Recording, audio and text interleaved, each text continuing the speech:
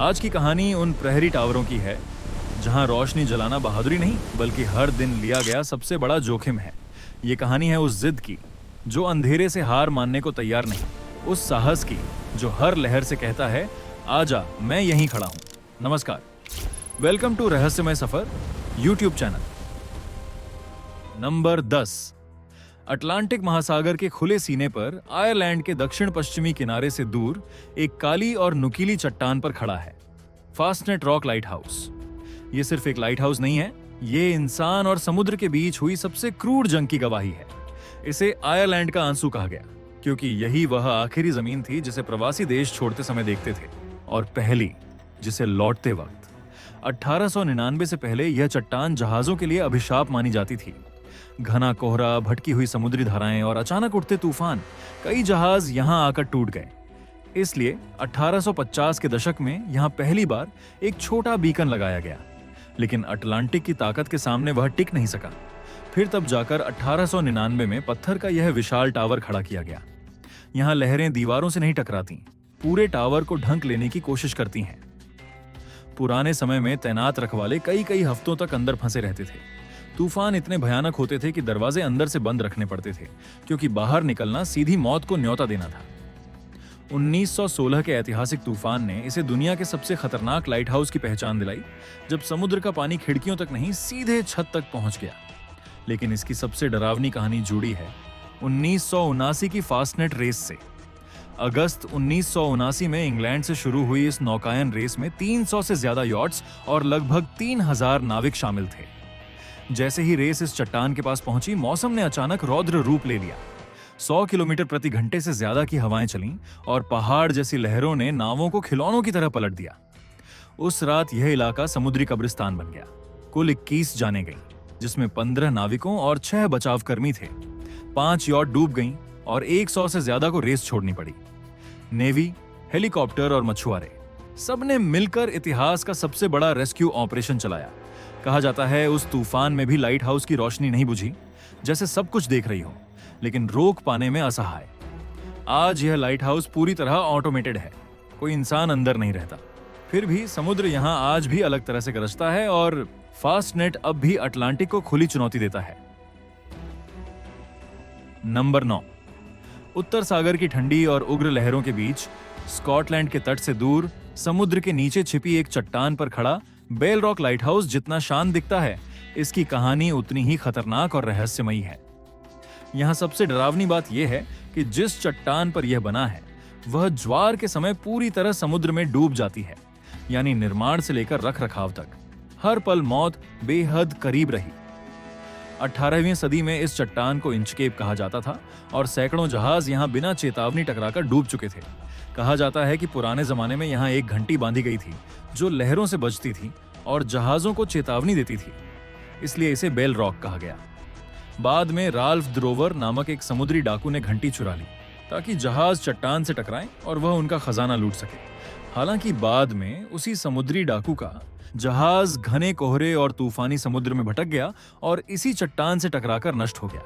लेकिन उसके बाद घंटी के गायब होने से हादसे और बढ़ गए, क्योंकि अब वहां कोई घंटी नहीं थी जो जहाजों को चेतावनी देती। यही कहानी आज भी इसे एक रहस्यमयी प्रतीक बनाती है। फिर 1807 से 1810 के बीच इस लाइट हाउस का निर्माण किया गया, जो अपने आप में एक चमत्कार था। मजदूर दिन में कुछ ही घंटों के लिए काम कर पाते थे, क्योंकि ज्वार आते ही पूरा इलाका पानी में समा जाता था। कई बार तूफानों ने अधूरे ढांचे को हिला दिया, लेकिन टावर खड़ा रहा। बिना इंसानों के पूरी तरह ऑटोमेटिक चलने वाला यह लाइट हाउस सिर्फ रास्ता नहीं दिखाता, यह चेतावनी है कि समुद्र से टकराने की कीमत क्या होती है। नंबर 8। अटलांटिक महासागर और इंग्लिश चैनल की सीमा पर समुद्र के बीच अकेली खड़ी एक चट्टान पर बना है बिशप रॉक लाइट हाउस। इसे दुनिया का सबसे अलग थलग और खतरनाक लाइट हाउस माना जाता है। यहां जमीन नहीं, सिर्फ पत्थर है और चारों तरफ उग्र समुद्र।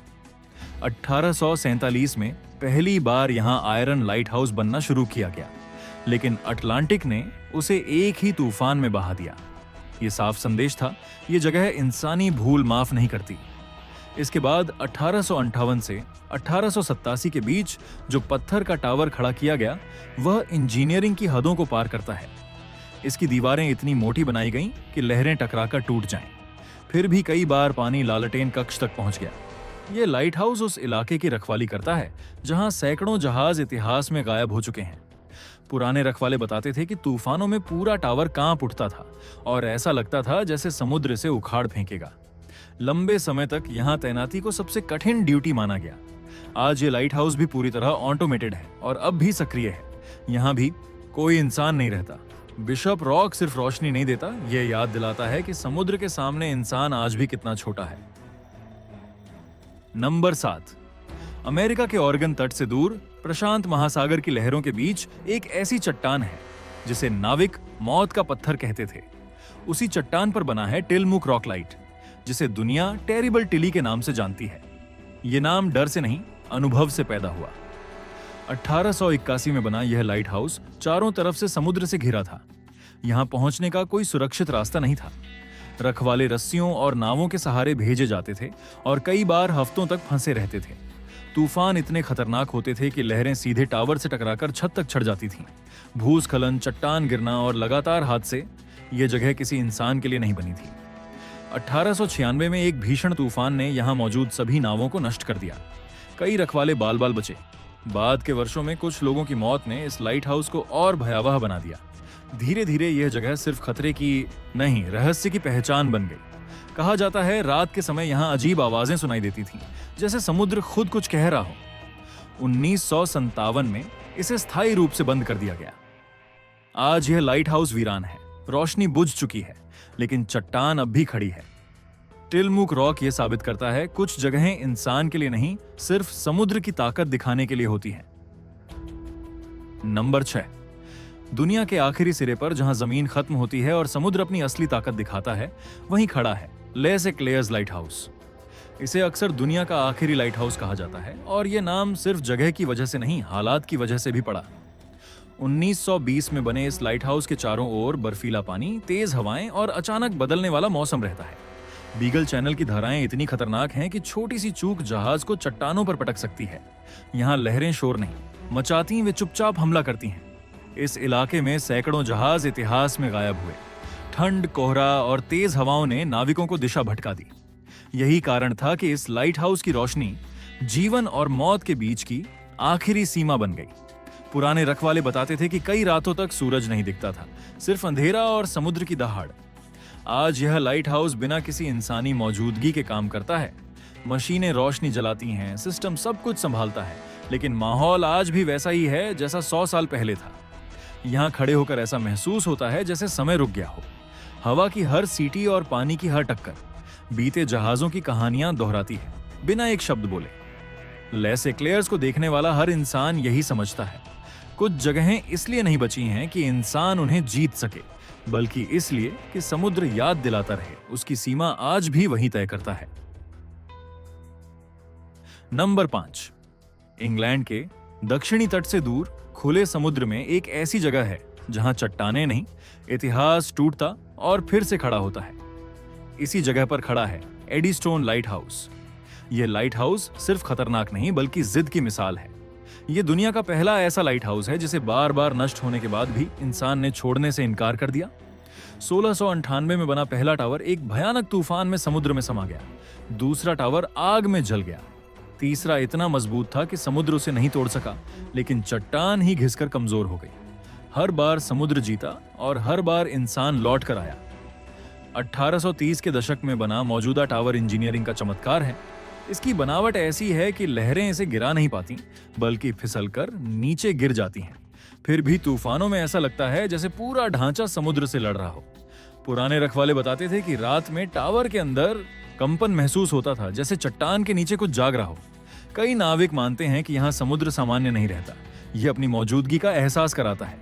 आज यह लाइट हाउस भी पूरी तरह ऑटोमेटेड है और अब भी सक्रिय है।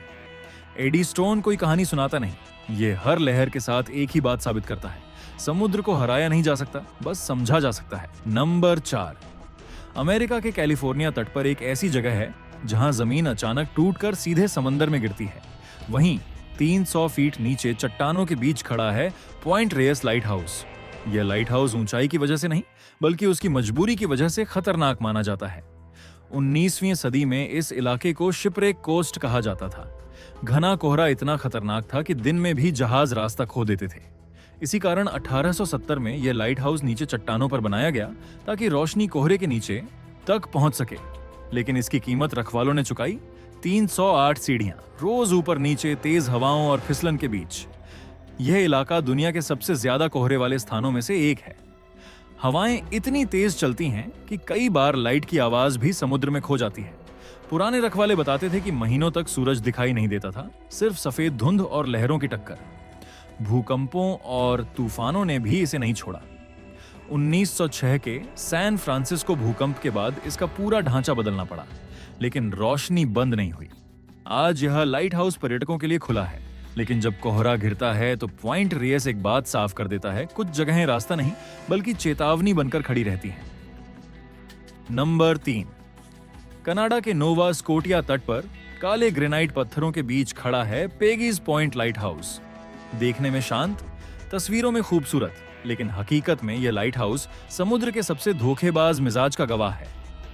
1915 में बना यह टावर अटलांटिक की उन चट्टानों पर खड़ा है जहां समुद्र कभी सीधा वार नहीं करता, वह इंतजार करता है।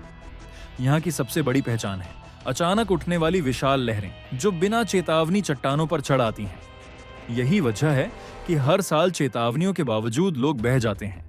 समुद्र यहां गलती माफ नहीं करता। पुराने मछुआरे कहते हैं, कुछ दिनों में पानी असामान्य रूप से शांत दिखता है और वही सबसे खतरनाक समय होता है। कई हादसों के बाद यहां लाल चेतावनी चिन्ह लगाए गए, लेकिन लहरें संकेत नहीं पड़ती। लाइट हाउस का काम आसान नहीं था। तेज हवाएं, फिसलन और ठंड, रखवालों के लिए हर ड्यूटी जोखिम थी। आज यह इलाका पर्यटकों से भरा रहता है, फिर भी स्थानीय लोग जानते हैं यह जगह देखने की है पर परखने की नहीं। पेगीज पॉइंट रोशनी दिखाता है और उसी रोशनी में समुद्र अपनी सबसे सख्त सच्चाई भी रख देता है। नंबर 2, अमेरिका की सबसे ठंडी और निर्दयी जलराशि लेक सुपीरियर के ठीक बीचों बीच जमीन से नहीं बल्कि पानी से लड़कर खड़ा किया गया है स्टैनार्ड रॉक लाइट हाउस। इसे दुनिया का सबसे अकेला लाइट हाउस कहा जाता है क्योंकि इसके चारों ओर मीलों तक सिर्फ पानी है, कोई तट, कोई सहारा नहीं। 1878 से 83 में बना यह लाइट हाउस एक ऐसी चट्टान पर खड़ा है जो पानी की सतह से मुश्किल से दिखाई देती है। सर्दियों में लेक सुपीरियर जम जाता है, हवाएं चाकू की तरह काटती हैं और अंधड़ सीधे टावर से टकराते हैं। पुराने समय में यहाँ तैनात रखवाले महीनों तक बाहरी दुनिया से कटे रहते थे। न रास्ता, न मदद, सिर्फ बर्फ, अंधेरा और झील की गूंजती आवाज। कहा जाता है कि रात के सन्नाटे में झील की लहरें अलग तरह से बोलती हैं, जैसे पानी के नीचे कुछ जाग रहा हो। कई नाविकों ने बताया कि इस इलाके में कंपास और दिशा का एहसास तक गड़बड़ा जाता है। यहाँ छोटी सी गलती भी जानलेवा साबित हो सकती थी। आज यह लाइट हाउस पूरी तरह ऑटोमेटेड है और अब भी सक्रिय है। लेकिन स्टैनार्ड रॉक एक बात साफ कर देता है, समुद्र नहीं, झील भी उतनी ही बेरहम हो सकती है और कुछ जगहें सिर्फ रोशनी नहीं, इंसानी हिम्मत की सीमा तय करती है। नंबर 1, अमेरिका के मैसाचुसेट्स तट के पास जहां समुद्र लगातार पत्थरों को पीसता रहता है, वहीं एक चट्टान पर खड़ा है मिनट्स लेज लाइट हाउस। यह लाइट हाउस खतरे की कहानी नहीं सुनाता, वह उसे दोहराता है। 1851 में यहां बना पहला लोहे का टावर अटलांटिक के एक भयानक तूफान में पूरी तरह बह गया। 2 रखवालों की जान चली गई। समुद्र ने साफ कर दिया, यह है जगह समझौता नहीं करती। इसके बाद 1860 में जो ग्रेनाइट का टावर खड़ा किया गया, उसे ऐसे बनाया गया कि हर पत्थर चट्टान में दांत की तरह ढंसा हो। फिर भी तूफानों में लहरें सीधे लालटेन कक्ष तक पहुंच जाती हैं। यहाँ की सबसे अनोखी पहचान है इसकी रोशनी। 1, 4 और 3 का पैटर्न। कहा जाता है इसका मतलब है आई लव यू। कुछ इसे संयोग मानते हैं, कुछ समुद्र के बीच इंसानी जिद का संदेश। पुराने रखवालों के अनुसार तूफानी रातों में पूरा टावर कांपता था, जैसे समुद्र उसे उखाड़ फेंकना चाहता हो। आज यह लाइट हाउस पूरी तरह ऑटोमेटेड है और अब भी सक्रिय है। मिनट्स लेज यह साबित करता है, जहां समुद्र हर रात ताकत आजमाता है, वहीं इंसान के सिर्फ टिके रहने से इतिहास बन जाता है। और फिलहाल अब वीडियो समाप्त होता है, मगर हमें विश्वास है कि आप लोगों को यह वीडियो इंटरेस्टिंग जरूर लगा होगा और वीडियो से कुछ बेहतर जानने को भी जरूर मिला होगा। इसलिए जाते जाते वीडियो को लाइक, चैनल को सब्सक्राइब और हाई पॉइंट शेयर करना नहीं भूलिएगा, क्योंकि इस चैनल पर हमेशा ऐसे ही मिस्टीरियस एंड इंफॉर्मेटिव वीडियोस आते रहते हैं। साथ ही कमेंट में जरूर बताइएगा कि अगला वीडियो किस टॉपिक पर चाहते हैं। नमस्कार, थैंक्स फॉर वॉचिंग।